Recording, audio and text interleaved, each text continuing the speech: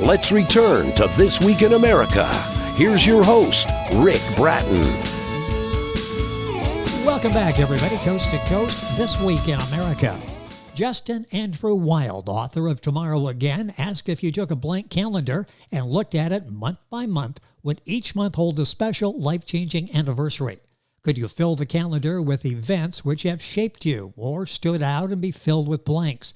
Do you seek a life where you create more meaningful moments, which can become important anniversaries as you look back?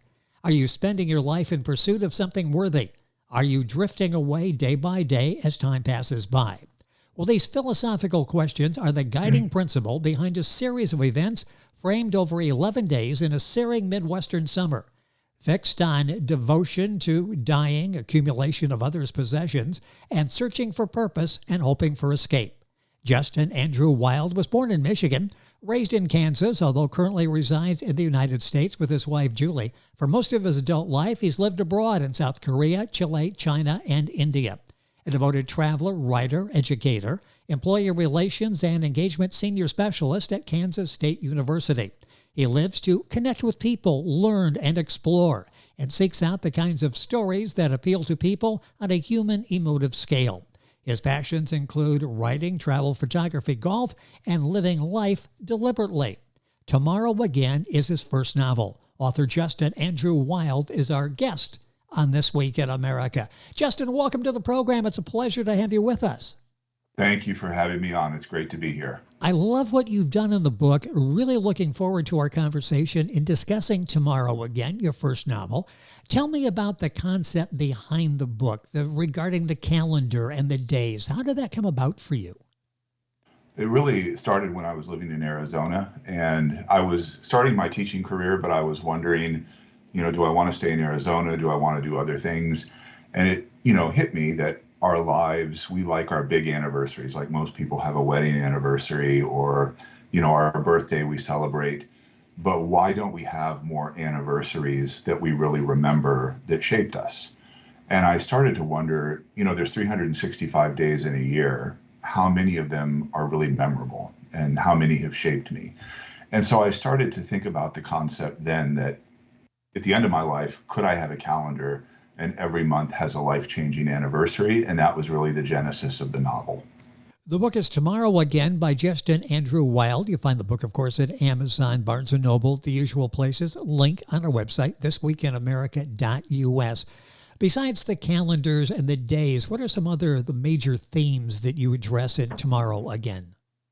So the character of Philip is deeply nostalgic for a world that no longer exists. He's a Korean War veteran, quite old. His wife has passed away, and he's clinging to the things that he loved, but that have begun to move on, such as his church. His home, which he built, is kind of falling apart. And so I really wanted to explore the themes of nostalgia through him. Lily is another elderly character, and her pursuit is she goes to the auctions of her friends who have passed away, and she buys the things they own that she always coveted in her own life. And I wanted to explore that need to, own and consume through her. But the two younger characters, Jackson and Gina, are both in their early 20s to mid 20s. And they're both, the theme of escape is what's coming through with them. They're stuck in a place. They don't want to be stuck, but they don't know how to get out of it. And I think that's a really clear theme even today with a lot of people living in the U.S. And so I wanted to explore that need to escape and how we become stuck through those two characters. How challenging was it to develop the characters? Each character represents something. How did you determine what you wanted them to represent, and how many people would be in the list of characters? So they're the main four. There are a few minor characters that don't play a huge role. John is the individual who passes away. His daughter, Marcy, is another small character. And then there's a character named Pastor Kelly, who is the minister of the church. For the main characters, I really write them out before I write the book. I write a character sketch. What would they do in this situation? Why do they do it? And so I want to really become familiar with the character before I put them into the plot, because otherwise I worried I would just be creating this character and constantly changing them throughout the book. So really fleshing them out on paper. I write by hand before I type in this kind of situation was what was needed to really make them living people. Well, you've done an excellent job with that. The characters are you're very descriptive with them. You feel like you know the characters as you're reading about them and their lives unfold. The book is Tomorrow Again by Justin Andrew Wild. Mentioning characters, Summer is almost a character in the novel. Describe how you wanted this season to be a major part of the book's events.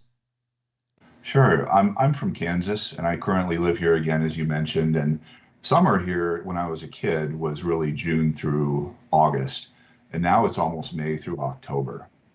And so, really characterizing what a long, hot summer does was a big part of the book, because those days blur together in the heat. The heat kind of beats you down, but it also slows time in a strange way.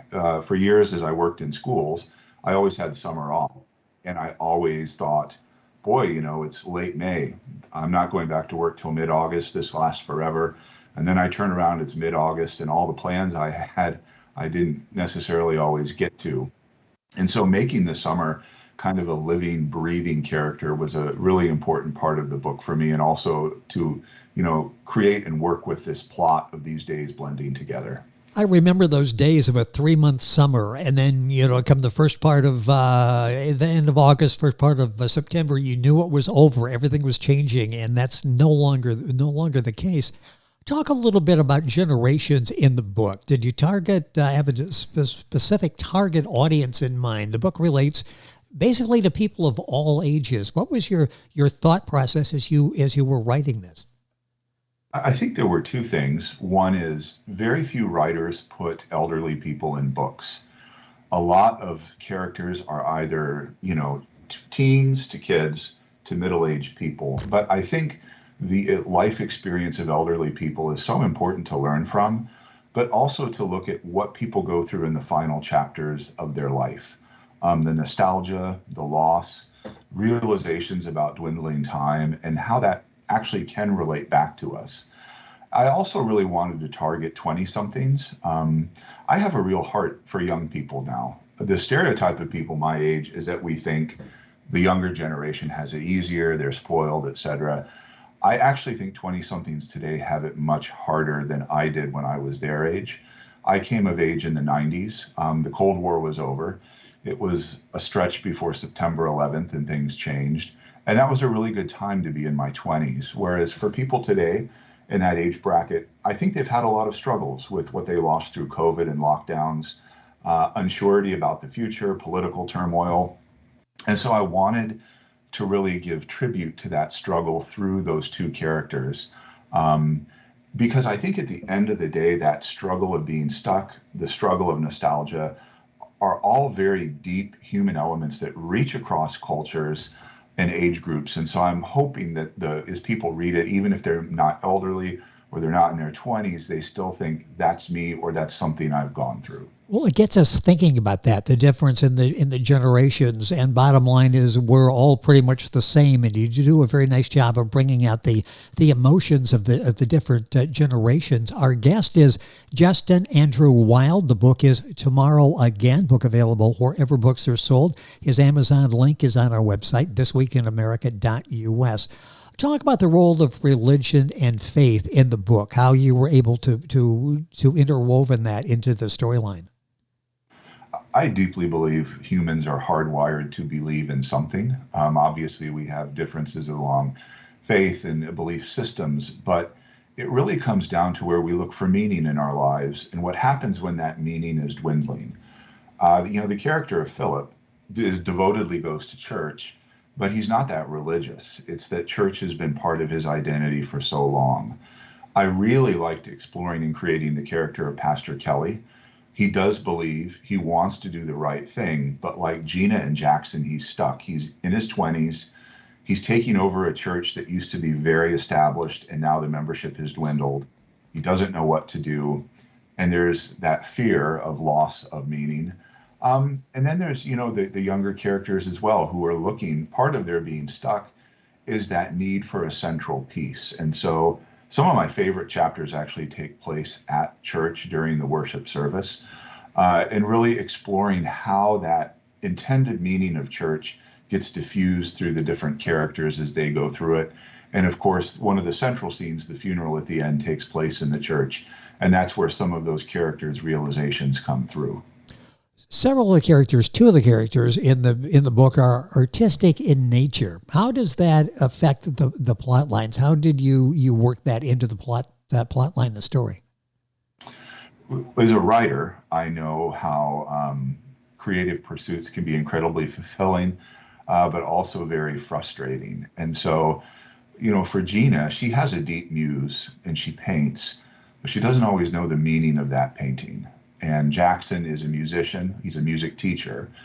But in the first chapter, he kind of mythically loses this passion and ability to play. And so the removal of that, the struggles he has with writing deeply play into his character and his plot line. But Pastor Kelly is a very academic preacher, minister.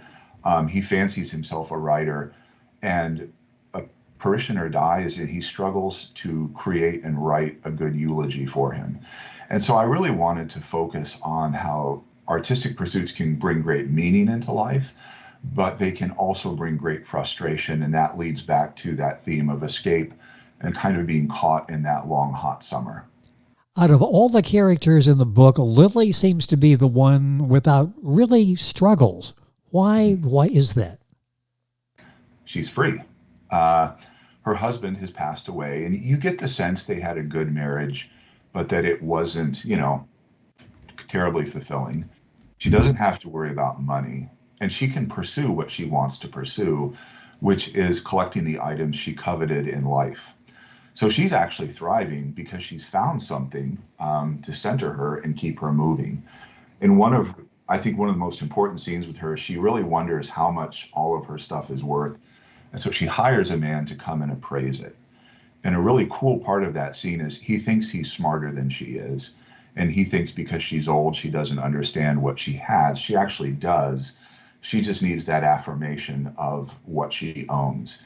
And so it's a neat character in the sense that she kind of is like the insect on water. She glides above all the other turmoil that the people feel. And she doesn't have that turmoil because she has found her place of freedom. With us on the program is Justin Andrew Wild. His book is Tomorrow Again, book available wherever books are sold. The language of the book is distinct. Describe your writing style, how you write, how you presented this story. So I wanted the language to mirror the density of a summer and how it almost becomes hallucinogenic in nature. But I also want to immerse the readers in the book and give them a full sensory living experience. And so working to write that way, I almost wanted the language to be one more character in the book. So I do have just a quick excerpt to read from to kind of mirror that. It's one of my favorite passages. It's on page 62. On a day the color of Wales, Jackson sat in his dining room, elbows resting on a long table that reflected the flashes of lightning coming through the blurred windows. The day was roiling outside of the cold, closed house. Heavy dark clouds grazed beneath an expansive slate sky, rising and falling with winds and barometric pressure, as the long songs of thunder rippled from far away and closed in, seeming like an invisible freight train chewing up tracks and prairie. It wasn't a moment that was electric so much as it was ferocious. The few heavy aged trees were already being buffeted in the wind as the angry whale songs continued to roll over and past the town, flattening spirits and causing people to look out of their office windows or grasp their steering wheels while keeping one eye on traffic and the other on the green and gray sea that frothed above. Children on bikes jetted home, their bravado forgotten, at a basic reptilian urging, as sparrows darted above them, looking more like the last brown leaves of autumn, out of place against the heavy green of summer. The rain came in an instantaneous pounding that caused all traffic to stop, and the earthworms to leave the ground, writhing like small exposed roots on the sidewalks. Interspersed with the large drops were the small hailstones that bounced off sidewalks and shattered the odd window to admit rain, leaves, and wayward insects. You could do an audiobook here too. I love how you read that as well with the enthusiasm. They are your words and presented so well. The book is Tomorrow Again by Justin Andrew Wild, I want to talk about the how you go about writing a book. How long did it take you to write Tomorrow Again? If I stitched it all together, it probably would have taken about a year and a half, but it took place over a few different countries.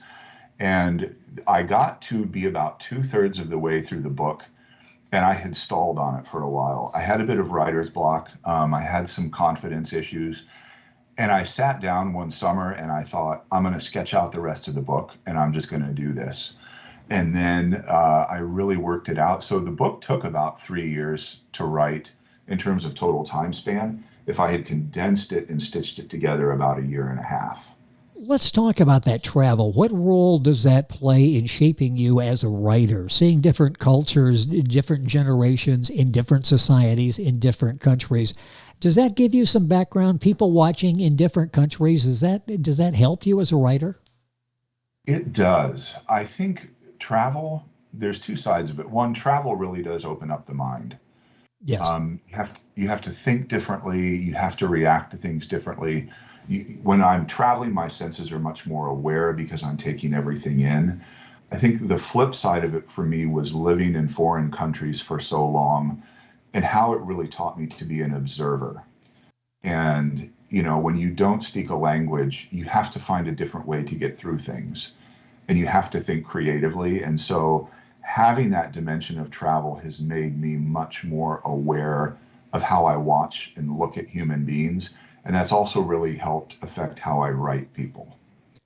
What are your thoughts now that the book is out there? You get a copy of Tomorrow Again for the first time. It's your name on the cover. It's your book. And what was that experience like? What you went through in trying to do this, wanting to do this, overcoming the writer's block, finally getting it published. What was that feeling then? And what is it like now that you are a published author? It's a great feeling of accomplishment to have published the book. It's an interesting thing because it's out there. In my former career, I was actually going to be in the performing arts. I came to K-State as a music major. And the thing about a performance is you do it and it either went well or not so well, but then it's just over. Yes. And you move on. And the book is out there, really forever. Even if they stop printing hard copies, it will be in digital copies. And so it's interesting to think it's something that 20 years from now, for some reason, someone could come across it and react to it. And it's kind of a trip. I had a good friend, he's from New Zealand, he was traveling, and he got it on Amazon in New Zealand. And it just, wow, I've never done something with this kind of broad reach. And so it's still something that, once in a while, I keep the copy on my desk. I have a promotional poster framed, and it almost doesn't seem like it's something I did. Like there was a different part of me that the artist that came out and kind of did this thing, and it's amazing to me sometimes just to look at it. But I have a lot of pride and accomplishment in what I did. In the beginning of the book, you quote scripture, so teach us to number our days that we may present to you a heart of wisdom. Talk about choosing that and maybe what you hope the takeaway is when we read the book and enjoy the stories and the interaction and the backstories of the people. What do you hope we take away from reading the book? I think if we think about our days as being numbered, I hope we start to live life more richly and we start to think more about what we're doing and why we're doing it. One of my favorite Chinese proverbs is, enjoy yourself, it is later than you think. And it's a little dark, but it's also this moment of, well, how am I living my life? And, what am I doing? And so for the characters in the book, they're normal people. And like all of us, you turn around and it's another year. And it's often the feeling of that went by so quickly, yes, really, in the end. And so I think that piece of scripture is important because it's talking about considering how we spend our time. But at the end, what's in our heart is a wisdom, not regret, not anger, not sadness, but wisdom, which seems calming and, kind of peaceful. It's always a compliment to say about someone, he or she or they are so wise.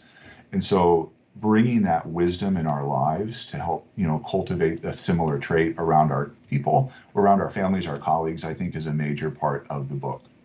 It's great as you go through the day and you come into the close of the day and you're thinking, okay, I'm going to turn the calendar. Am I going to fill in anything today or am I going to leave it blank? It's a wasted day if I leave it blank. I've still got time. I really need to do something. The book is so well written. Tomorrow Again by Justin Andrew Wild. What are you working on now? A published author, the creative side of you has come out. You enjoy it. You're good at it. Working on another book? I'm finishing a second book. I'm almost done. It almost exclusively takes place overseas, although the central characters are Americans.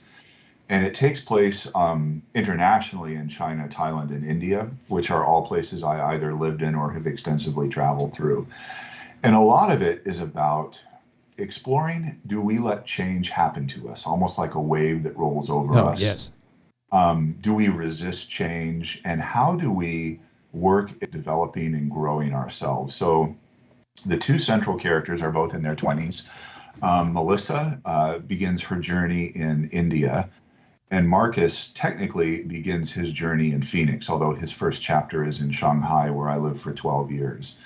And so the book is really about the realizations we gain through travel, but also the way at times we resist those realizations. And the two characters start out separate, but they do come together in a very interesting series of events in an area of Thailand called Railay Beach and an island called Koh Pota, and about the events that happen there while they meet other people and how they themselves navigate those challenges.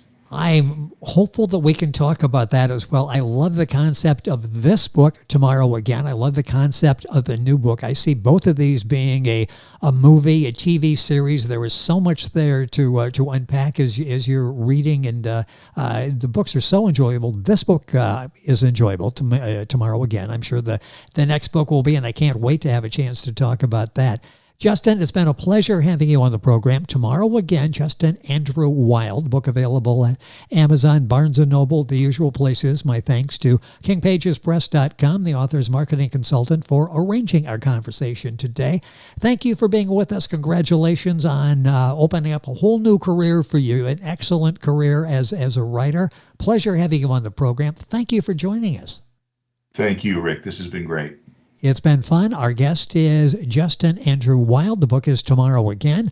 All the information on our website, thisweekinamerica.us. We're back on today's program after these messages. This Week in America is online. You can visit our website, thisweekinamerica.us. Scott Pinkerton, associate producer of This Week in America. Jay Anderson, segment producer. Ben Watson, webmaster. Otto Bechet, director of engineering and TV production. This Week in America produced and is a trademark of Blue Funk Broadcasting, LLC.